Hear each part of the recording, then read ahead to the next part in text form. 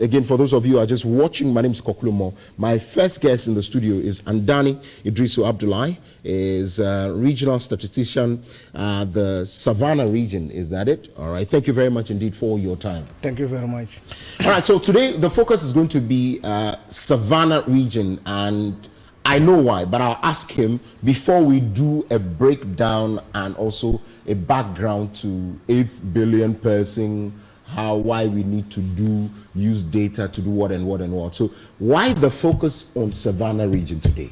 Thank you very much. Before we move to that, we need to know where Savana region is located. Okay. It's one of the new 6 regions that were created recently in 2019. Out of the 6 regions, we've realized that statistics has shown that these regions are actually not performing to perfection. You mean the 6 regions? The 6 regions, most of them, but including the original 10 regions that were getting out. Savana region was crafted out of northern region with that of northeast region. It has borders, it shared borders with Upper West, Bunu East region, Bunu region, northeast region, and that of northern region. Oh, I see. And it has about 653,260 as population, as per the 2021 population and housing census. Savana region apparently had the largest landmark in Ghana. That is, the landmark is 35,862 square kilometers. Unfortunately, it has one of the lowest population in the country. So, as it is, the population housing, the 2021 population housing census had revealed so many significant statistics that actually shows that Savana region is lagging behind and needs serious attention so far as statistics is concerned. Is it fair to say that in all the newly created 6 regions, the lagging behind means that you are performing so low that it can be said that you are the last? Certainly, in most cases, they are the last, followed by Northeast region. But if you look at what is actually happening in Savana region, it needs an urgent attention. We have something we call multidimensional poverty. That takes into consideration education, health, and also the household size, and even where you sleep, and the health status. And then we have the food security. All these factors, if you take it into consideration, Savana region, out of national average is 29.9%. Savana region, only one district is below that. The rest are outside it, and then it is alarming. All the Savana region had 7 actually districts made up of the region, and out of this multi-dimensional poverty that I have just mentioned, 6 are actually above the national level, which needs so much attention. I see. Break down again for us. So you are talking about the issues of multi-dimensional, which is more like a poverty that is all around. That's it. All right, all around. So it affects all facets: education, food, health, size of the household, and even food insecurity. Does it also have to do with the increasing size of the household? Yes, and lack of education. When your household size is big and you are not well educated, and then you realize that you are lagging so many things to be able to focus on certain issues. So we use it as one of the key measurements of multidimensional poverty. I see. So people who are found in the multidimensional poverty bracket are people who cannot afford these basic needs. Thank you very much. Food, education. They cannot afford to take their children to the school. They can't go to the hospital and even pay for and all of that. Thank you very That's much. what is happening. That's what is happening. I see. We're talking largely about the current status of the Savana region. Now, amidst all the data that we have, we'll get to talk about the reasons why data is important, but I wanted to ask, what were the expectations for which we had giving the 6 other regions autonomy, and what is the pace of that expectation? Because indeed, I'm too sure they were at a level of, if you like, need. Then we decided to give them autonomy. by giving them their regional status. What was the expectation?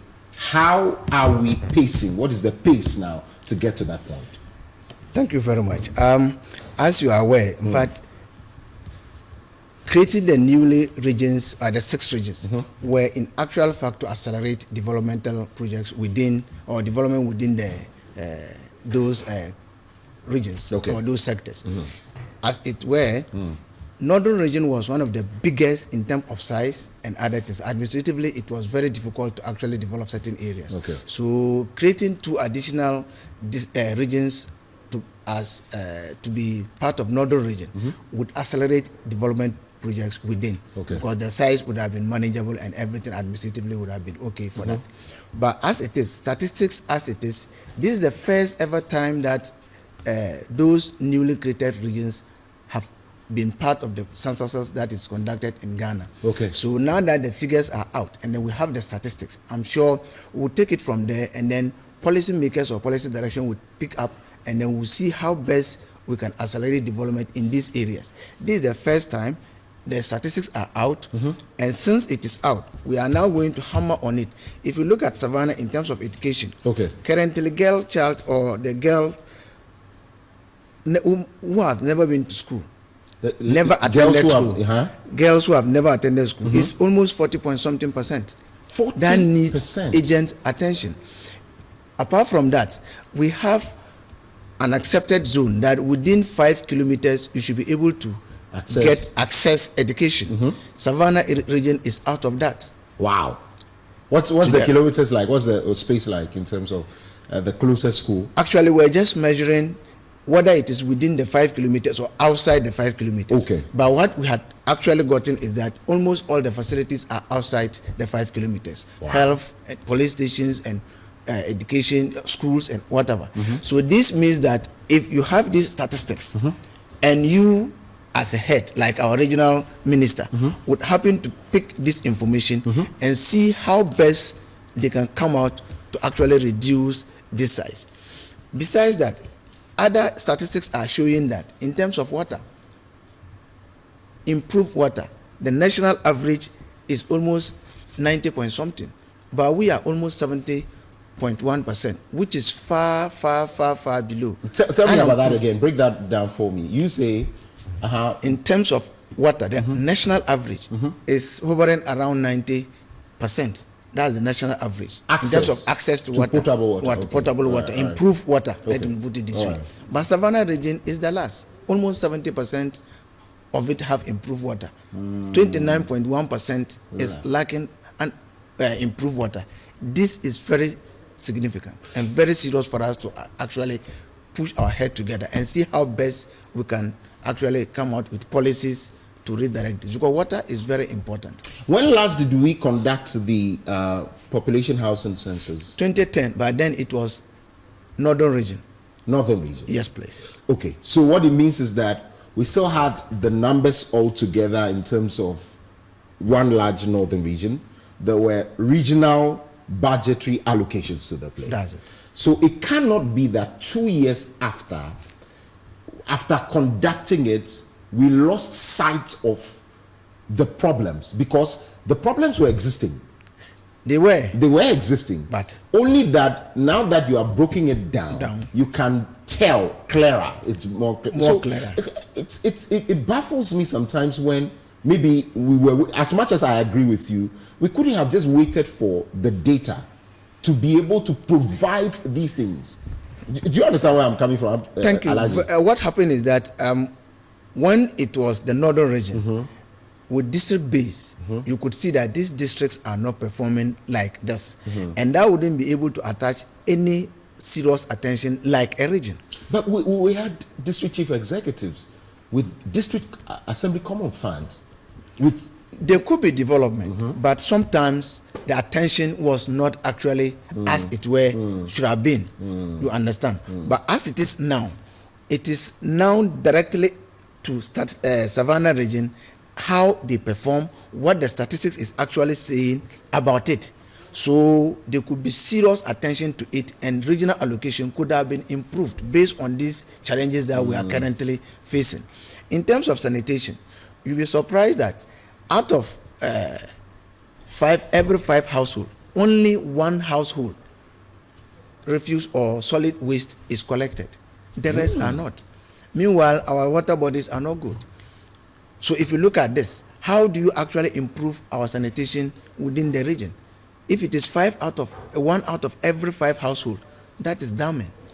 We actually need to come out and see how best we can, per district to the region as a whole, to actually match our strength or gather our strength towards making sure that things are improving for us to be part of the country. It is not only Savannah. In terms of the multidimensional poverty I was mentioning, we have 20 district league tables. 4 of Savannah districts are part of the 20 league table, showing that we still need a lot to do. I see.